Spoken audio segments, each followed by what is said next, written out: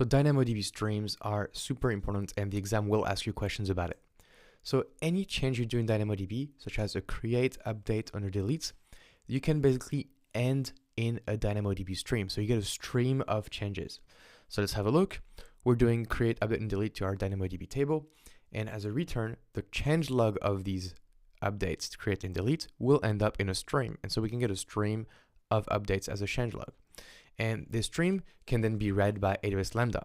And with AWS Lambda, we can do whatever we want. We can react to changes in real time. So for example, send a welcome email to new users. We can do some analytics. We can derive new tables, new views, whatever we want.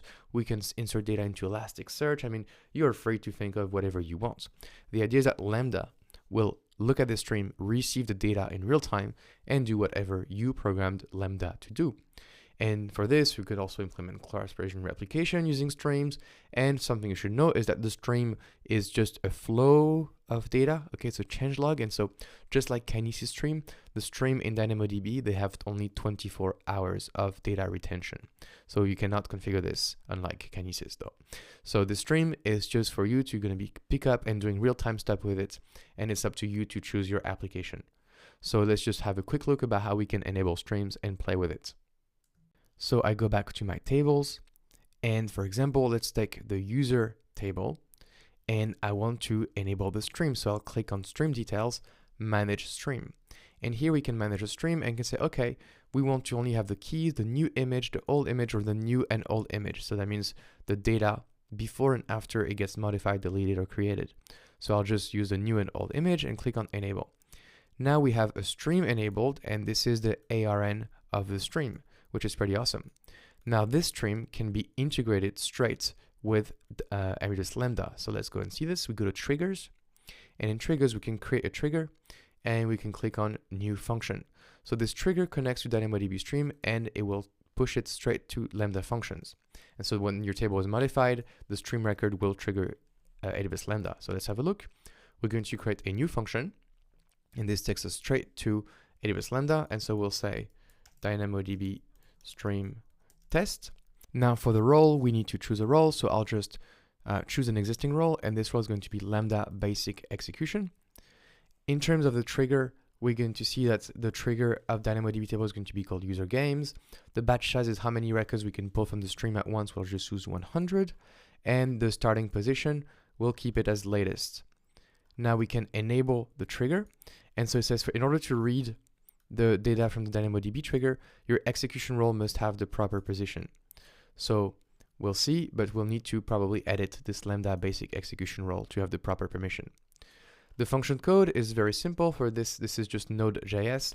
And so it says, okay, for each record you get, we're going to print the record event name, event ID, and the DynamoDB record out of it. Very easy. Let's go ahead and create that function. But right after creating the function, we get an error saying, okay, the function was successfully created, but we cannot access the stream, this stream, and there's a problem with the role. We cannot perform get records, get chart iterator, and so on in your IAM. So we need to change stuff in IAM. So let's go to the services, click on IAM, open this in a new tab, and then we go to roles. And here, because we do best practice, and I really want you to go adhere to the best IAM practice, we're going to create a new role. And it is going to be for an AWS service. It's going to be for AWS Lambda. Click on next permissions. And for the policy, we're going to search for DynamoDB. And here we see a AWS Lambda DynamoDB execution role. So let's click on this and see what it is about. It is about allowing to do all the stuff we've been restricted to do from before. So this is great. This is what we need. And it also has CloudWatch permissions, which is great. So we'll just click on review. Role name is going to be called Lambda DynamoDB stream. So we have a separate role for this, and we'll attach it to our function. So create role. Now this role stream has been created. So if we go back to the Lambda management console and scroll down in the execution role, we can choose an existing role, and I'll just use the Lambda. Oh, I'll just refresh that page for the IAM role to refresh. Here I can choose the Lambda DynamoDB stream role. Click on save.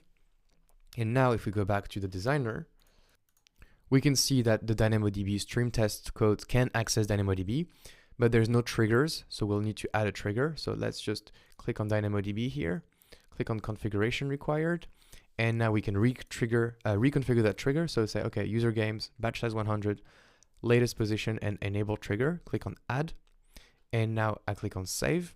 And so now we don't get any errors anymore. We can see that this DynamoDB stream test function can access as a trigger DynamoDB. Now I forgot which table I chose. I chose our user games. So we go back to DynamoDB and we go to user games. And as we can see now in the triggers, we have our DynamoDB stream test function that was enabled. So now we can start inserting user games, and hopefully this works. So I'll just action and click on duplicate, save. And obviously I need to change the game ID and the user ID. So I'll just change the user ID and click on save. Otherwise, obviously that won't work.